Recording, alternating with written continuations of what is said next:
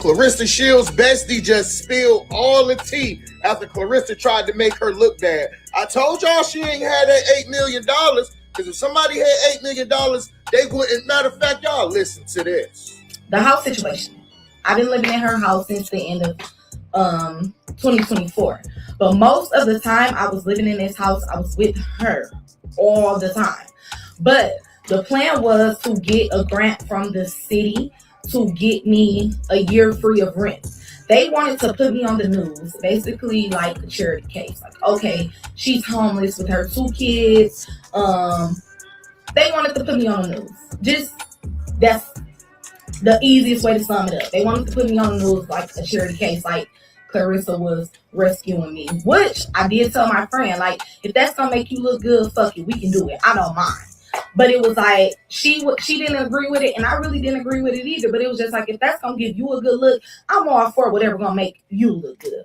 So she ended up saying fuck it. So the state was like, they were really like, the person that she was working with it really was on some the house wasn't ready for months, and the house was ready, y'all. The house was freaking ready, and they were saying like the house wasn't ready for months because they were still trying to do the news thing for their benefit as well. At the time, I actually needed to live free. I had just moved back to Michigan from Texas with my kids. I really didn't have nothing figured out yet. I was living with my brother. We did have our own space. We were comfortable, but to know me is to know I've always had my own space, and I don't live with people, especially with having children.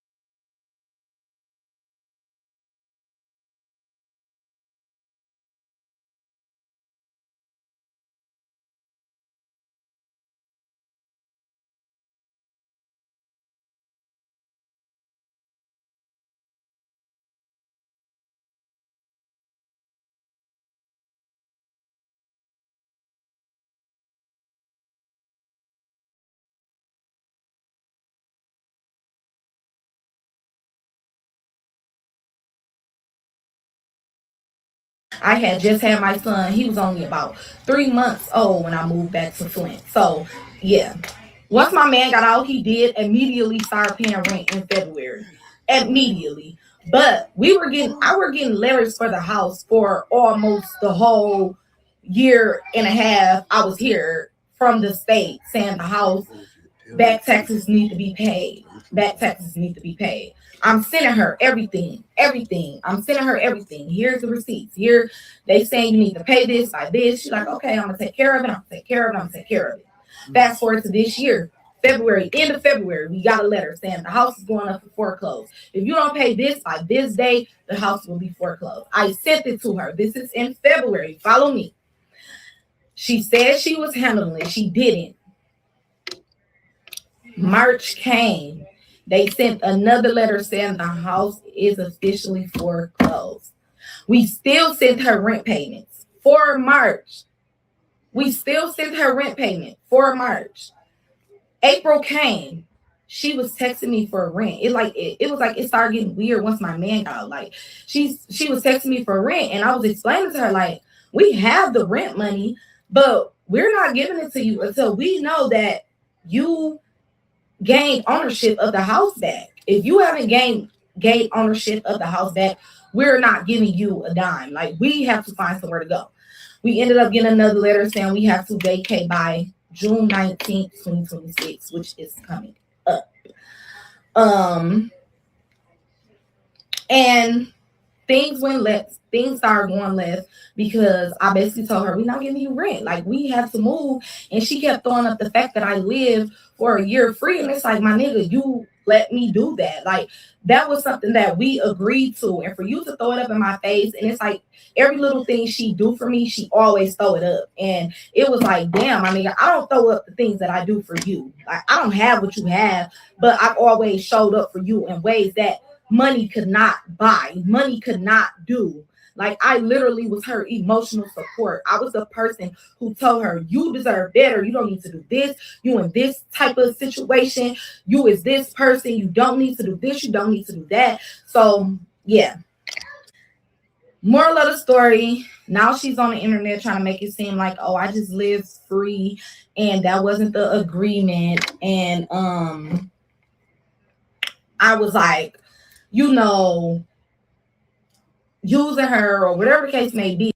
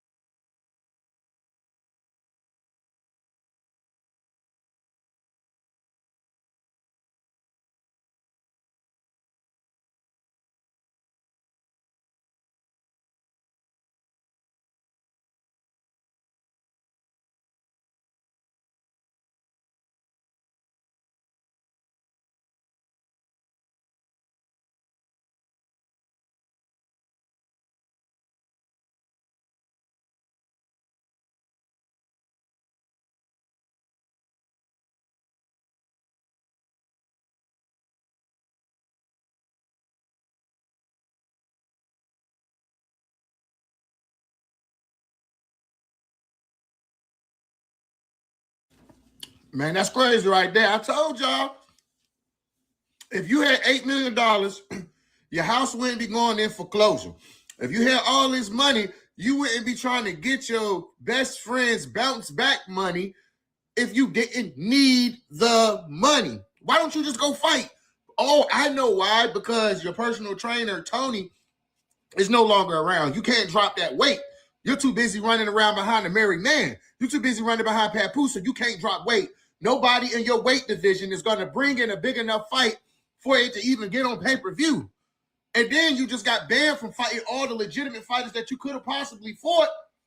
So, are you even a boxer at this point? Like, what are you? Like, are you a content creator? Like, I don't know, man. Drop it down in the comments. That's mad wild.